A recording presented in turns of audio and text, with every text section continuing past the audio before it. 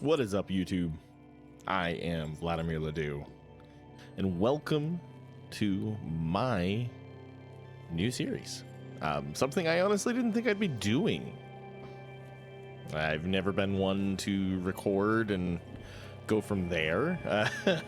It's always been streaming, so we're going to be doing a new series, and it is going to be on a personal favorite roguelike of mine, and one that anybody that is into the world of roguelike should check out, and that is called Caves of Qud.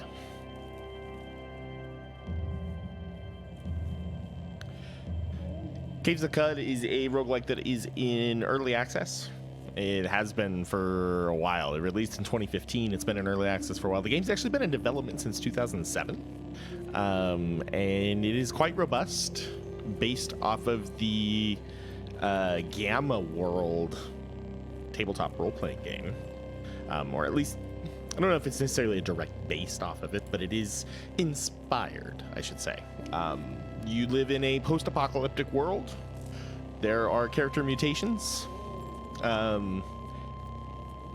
Water is hard to come by, and it is in fact a source of money. It's a tough game. I'm not gonna lie. So it's honestly, I think that's what turns a lot of people off to this game, is just how difficult it can be. It is a roguelike, a traditional roguelike, so that means everything is turn-based, and when you die, it's over. So now that I've told you that, I am going to commit a faux pas. And we're going to make this game, and this is something for all of you that maybe have tried this game and gave up because it was really hard, which I did when I first played this game. I gave up. It was really difficult. I couldn't quite figure it out. You'd get into the area for your first quest and you die. And there was things that I didn't understand, things that I never took the time to read and learn. So I'm going to try and help you through that and kind of get you to be able to start. Because once you get going in this game and you're actually able to survive for a little while and be able to get higher levels, the stories start to become crazy. They're procedurally generated. So each playthrough, you have unique stories. There's just crazy people, crazy areas that you can go to and see and things to do. Like, this game has so much to offer. And so if you can stick with it and you can try some of the things I'm going to show you in this, hopefully that'll be able to get you there. So one of the first things to do, and like I said, this is going to be a faux pas. You need to go into your options. We need to go down quite a ways. I already have this option turned on, but it is something I didn't realize was something we could do. And this is going to make your life a lot easier. God, where is it? I know I had to go really far down. I think it's in the debug area, so let's see. I went all the way down now, so this one, disable permadeath. Like, that's a big one there, yes. But Vlad, this is a roguelike. And you're right, it's a roguelike. But I'm going to tell you right now, this is no coffee break roguelike. And what I mean by that, like, Brogue, even NetHack. Like, some of these games you can sit down and you can play them for 15, 20 minutes. Might not necessarily be able to beat it, but you can get really, really far. You can play this game for 15 or 20 minutes and you're not going to get that far. You could potentially get somewhere and then you're going to die. And like I said, this world is huge. Disabling permadeath really helps, because what this allows you to do is you die, you reload from your previous save, boom, you continue on exploring. It's more of an RPG at that point. You can turn this off if you really want to deal with it, but when you're learning the game and you're starting out, disabling permadeath is a great thing. It really is. And even if you're just wanting to say you're good at it, I play a ton of traditional roguelikes. I like to have permadeath off just because I love the world of Caves of Qud. And doing it this way allows you to really experience the world of Caves of Qud. All right, so new game. We're gonna create a new character. You have all kinds of options. You can roll a character, choose it, does a random for you, choose a character, build it. Like, so every time you build a new character, you have the choice to save it. There's weekly challenges that'll give you fixed character builds to see how well you do, that kind of stuff. We're gonna go create a new character. So I like to go mutated human. Truekin is kind of difficult. I would recommend if you're starting out, go mutated human. So at this point, it's kind of like D&D. Like I said, this is inspired by a tabletop role-playing game called Gamma World. If you ever want to check that out, I do recommend it. I played a few games of it. It's pretty fun. And you got a bunch of points here that you can go out. So, I mean, really, when you're starting, you want just an idiot. You want strength. You don't want intelligence. You want agility and toughness. Like, you don't need to worry about your intelligence. You don't need to worry about your willpower or ego like in the beginning of this. If you're just starting out, really just make yourself an oaf that can just destroy everybody as you go through. I'm going to kind of mix it up a little bit just because I'm a little more used to all of this. So like your toughness is determining your number of hit points, natural healing rate. So like when you press R to rest and you heal, your resistances to poison and disease, agility, clearly your accuracy with melee and ranged weapons, and your ability to dodge. Strength is just how effectively you penetrate your opponent's armor with melee attacks. So how much damage do you actually do? So we're gonna bump our toughness up too, because it's important. So intelligence determines the number of skill points, your ability to examine artifacts. So artifacts are like left behind. It could be armor, it could be weapons. And these things typically they're like your legendary items. So if you have the ability to examine them in the field, intelligence is nice. Now you don't have to have high intelligence, and these modifiers can get adjusted as you play the game. So don't be too worried, like, oh, but I really want to do that. If you're trying to learn the game, start with your high strength, agility, and toughness. Don't worry so much about those other things. It'll come. Willpower score modifies the cooldowns of your active abilities, determines your ability to resist mental attacks, and modifies willpower. It's okay. Ego determines potency of mental mutations, your ability to haggle, and your ability to dominate the wills of other living creatures. So that one's not too bad. I think I'm going to put the rest into strength. Then we got one more point. Let's go into intelligence. There we go. Okay. So there's our character, right? So next thing is you get to choose your character mutations. So you can have, Chimera, you only manifest physical. Espers, you manifest only mental. Or you can go into the unstable genome, which what this allows. And so we have, if you look down here, we have 12 points that we can put into here. And this is going to cost us 3. But what the unstable genome does is you gain an extra mutation, but it doesn't manifest right away. So whenever you gain a level, you have a chance that you can actually add another mutation. I personally like this one. I can understand why some people don't. No, I'm not ready to go through with that. I get it. I really like it, though. It's a lot of fun because, sure, you may not get the mutation right away, but like you do see some changes as you go through, and you get the chance that like maybe it helps in the future for like maybe your build in the beginning is one way, and as you start playing, you realize you want to play it kind of a different way, and then all of a sudden you get this mutation. You're like, oh, sweet. Now I want electrical something, or like I want this, and so you can it gives you the opportunity to continue to mold your character as you play through. So like you got physical mutations.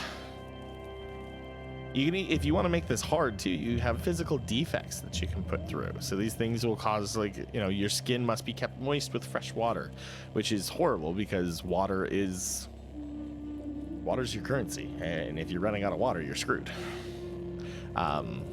Mental mutations, mental defects. So you can make this as easy as you want or as hard as you want on yourself as you play through. So what I think I'm going to do, I like multiple arms was nice because you can end up you get a chance for extra arm to deliver an extra melee. Night vision's always good. Night vision's actually always really good to have. Photosynthetic skin is nice until you start going underground. Regeneration is a good one to invest in, and I think I'm going to invest in multiple arms, so we'll go with that. All right, And now you get to choose your calling, or essentially your class. And what this, so think of like in the terms of D&D, you have your race, which is what we just defined. We are a mutated human. And now we have our class. And our class will give us just a couple little things. It'll add to our modifiers or take away from them.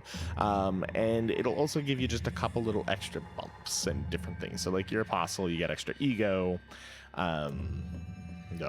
Arcanaut, extra agility, short blade, tinkering, scavenger, acrobats. So like these are skills and different things that you can learn as you go along.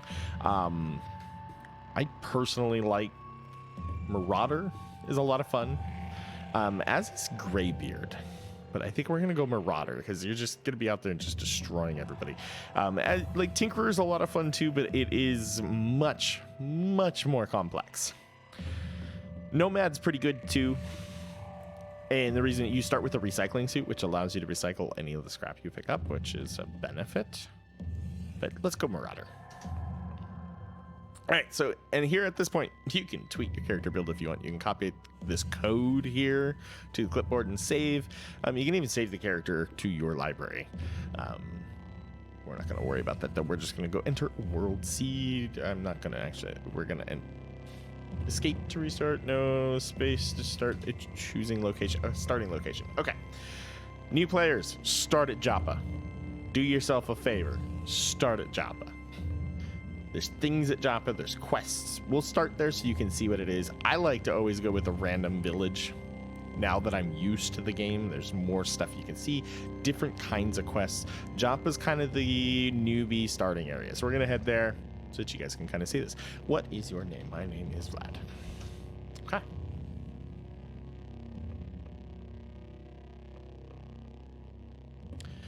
You embark for the Caves of Kut.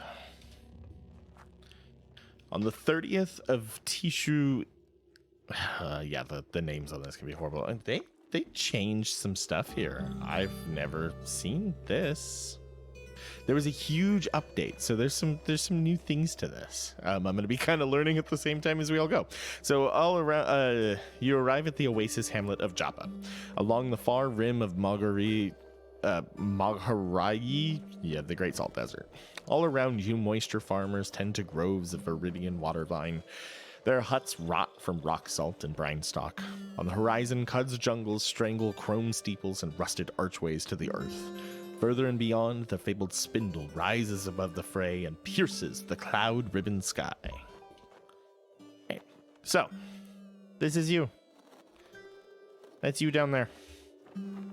Look to the north. Okay, hold on. Tab used to move all the screens. Is there a way to... Oh, I can actually move this how I want. That's nice. That's new, too. Oh, we can make it actually... This is all really new. I'm sorry. This is what I'm used to playing, and now it looks like this. So that's look.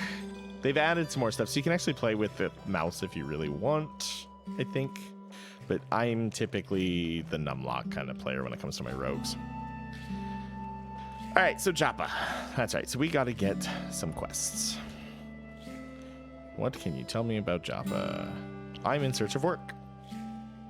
Some critters are eating our water vine.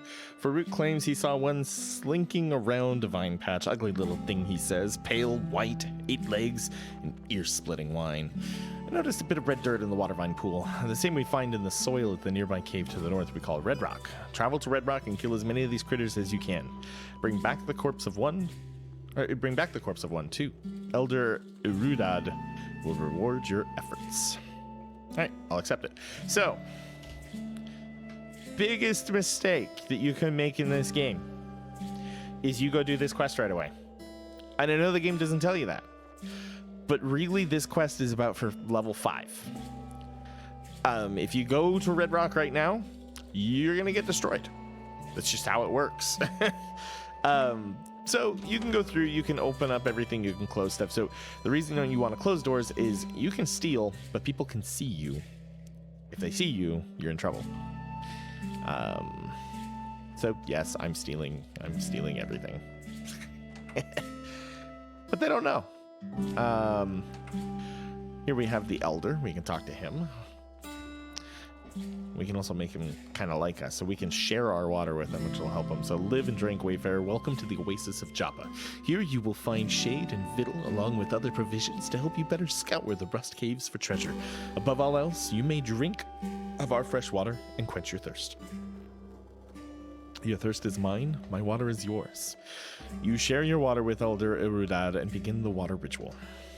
Your reputation with the villagers of Joppa has increased by 100 to minus 40.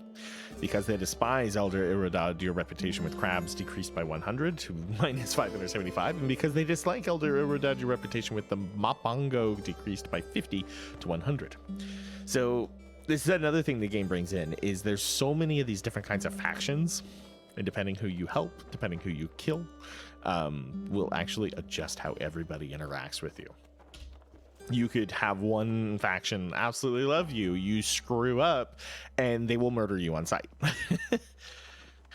Live and drink water sib. Your reputation with the village of Joppa is minus 40. So, and where reputation comes into place is as we increase our reputation, you can see here that's like minus 50 reputation for this.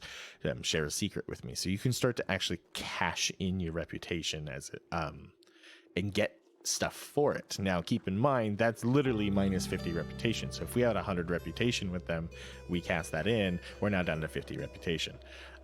So it is something that you want to be careful, not just go like, oh yay, you like me now, let's get everything. Like, you do want to be wise about it, because the other nice thing about it, if they like you, is that you are your prices, they'll actually be fair to you. All right, does that automatic? Oh, I don't like that. It used to automatically move over to the side. Is there a way to fix this? Okay. Until I can understand what I'm looking at with the new stuff, we're going to go with the old stuff. And the reason I like this is now when you come over there, it automatically just flips over to the left. And tab, not tab. Was it plus or minus? No. There was a way to be able to... Maybe, oh yeah, it was star that. So you can kind of choose like, all right, well, what does it tell me? Do you want all your stats in addition to everything that's going through? Do you just want a log that tells you everything you see as you're walking? Do you want to know what your skills are? So D1 is dismember, charge, make camp. I kind of like to have my stats. So skills, since it said it before you go out, another mistake, and this was something I used to make as well. There we go. A, manage your abilities. So, something like I said I didn't do that you really want to make sure you do is you go through and you actually hotkey these. It's really, really important because they're not when you first start out. Otherwise, like if you wanted to use a skill, you gotta hit A, see your skills, and then go, okay, well, I want to use this now. So you really want to remember, all right, well, how do I hotkey these? So I'm gonna go Control 1, and then it'll tell you what it is. So that's dismember. Charge, we'll do Control 2. Butcher corpses, I'm not too worried about getting that set. Same with sprint. Make camp, I don't really, yeah, those I'm fine with not having set. But dismember and charge, those are important. I'm going to actually use those during combat. I'm going to be using them a lot, so I want to be able to just use them right away. Okay. Make sure there's not... Yes, open please. I'll take the studded leather armor. Can I equip? Yep. We'll take the bandage. Take the vine wafer. Food's important. Short sword, sure, why not? Short bow, sure, why not? If anything, I can at least sell it. Alright, before we head out, let's take a look at our equip. So what do we have that we can put here? Studded leather gives us 3 armor. -2 to our movement, I believe is what that is. So we'll take that, or our dodging. We don't have anything else for any of this stuff. So now we have hands. So upper right hand, we can put iron battle axe. This hand, we can put a iron longsword. Sure, I think I can put a little of everything. So we do have a torch in one hand. Not really needed because we have night vision. So instead, we'll put a sword there. We have a battle axe. So we're good.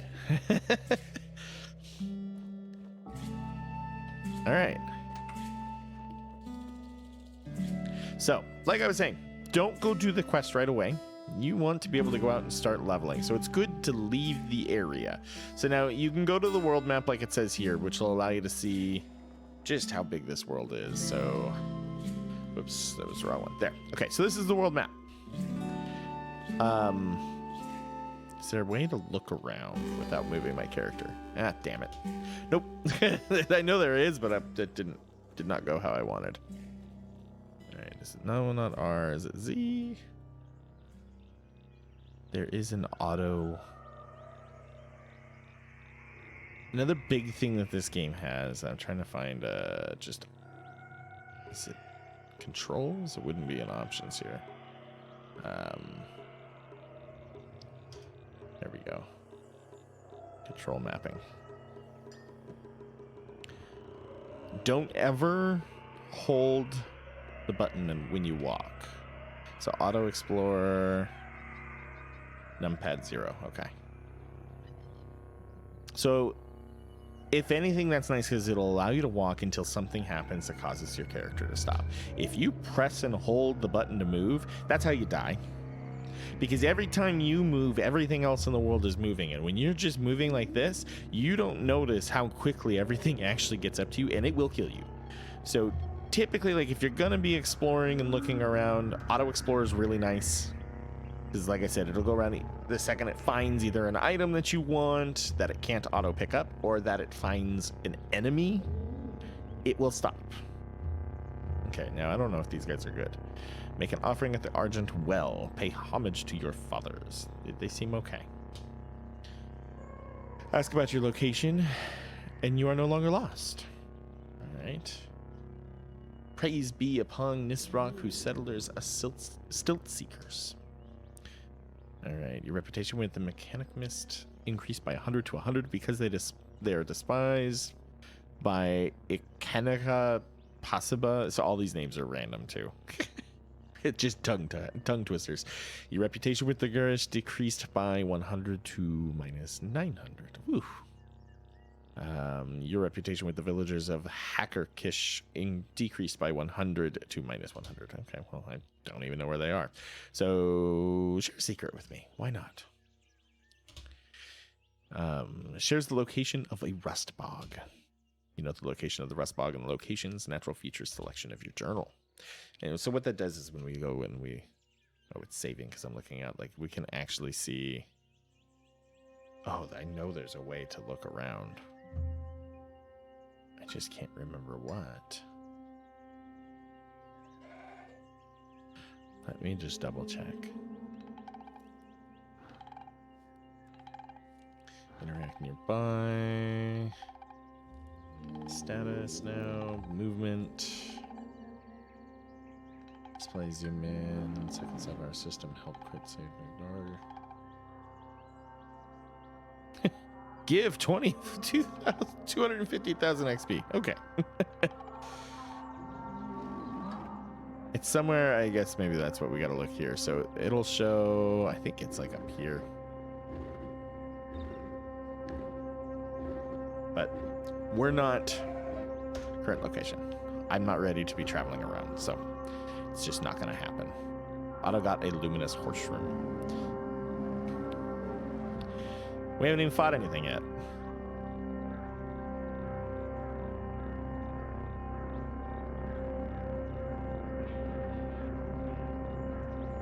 So once you've explored everywhere in one of these pages, that's what the message you'll get is, hey, there's nowhere else to explore. So you've seen everything of that map. So you can kind of know, like, all right, well, there either was something here that was interesting or wasn't. So you see a croc to the east and stop exploring. And so the croc we see is way down here. Actually, I think that's a turtle. Maybe we don't see the crocodile yet. Where is he?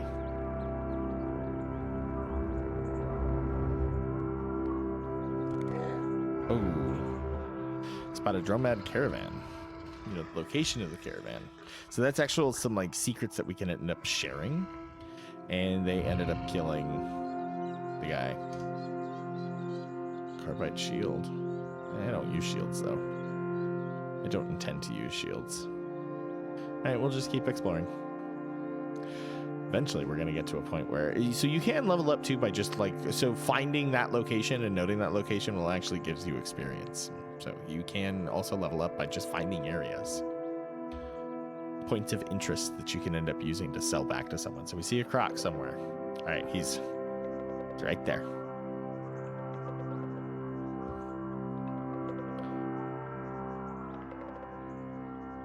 Where'd he go?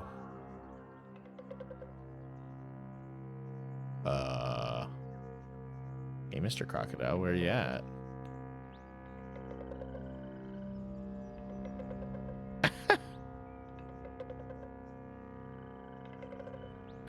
The other thing to do is if you're going to walk like this, instead of doing auto explore, like if you just want to walk in a straight line, hit W and then the direction you want to go.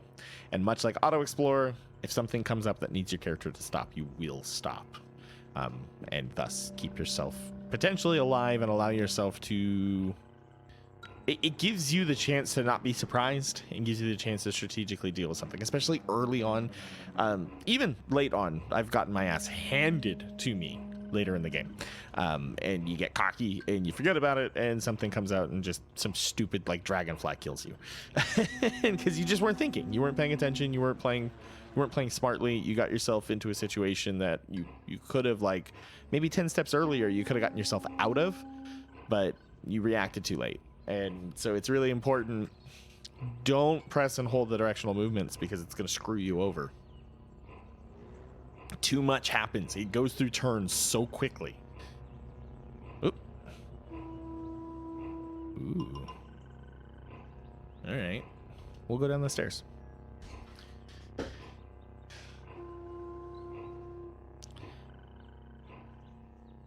So now this is where a lot of the game shines, going down into these caves. The problem is it can be very dangerous. You can get lost. You can also die. And I'm really close to dying. Okay, we killed one. Do I have any bandages? I thought I picked up some bandages, although that just deals with... It's for bleeding, and I'm not bleeding. I don't think I have any potions. No. No, I don't. Okay.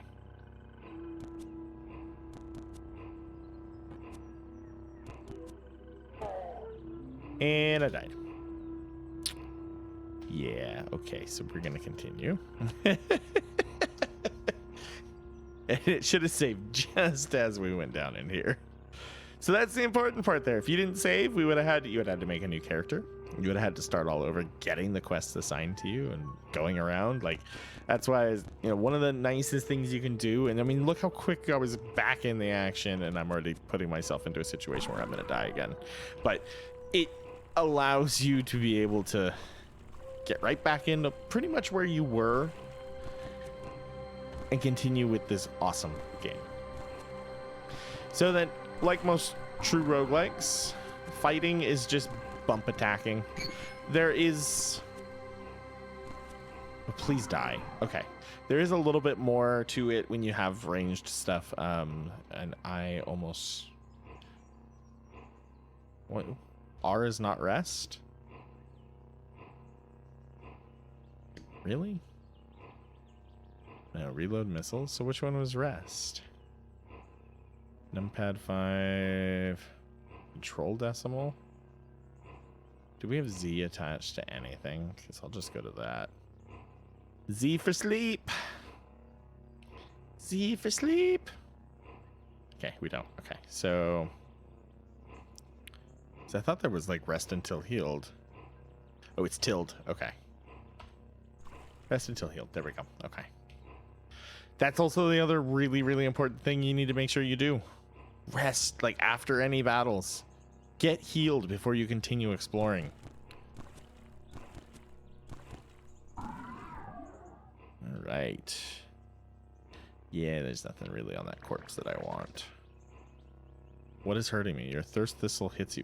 Oh, it's that fucking thing down there. It's gonna kill me too.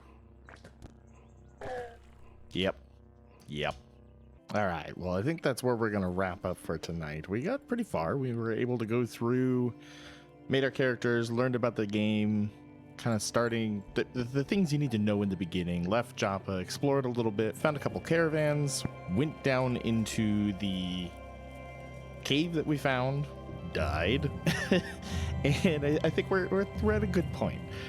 So as you can see with how we died and everything, we were able to respawn right away thanks to having permadeath turned off. So I really do recommend, if you're new to this game and you really want to understand and like get to be in the world of Caves of Qud, make sure you turn permadeath off.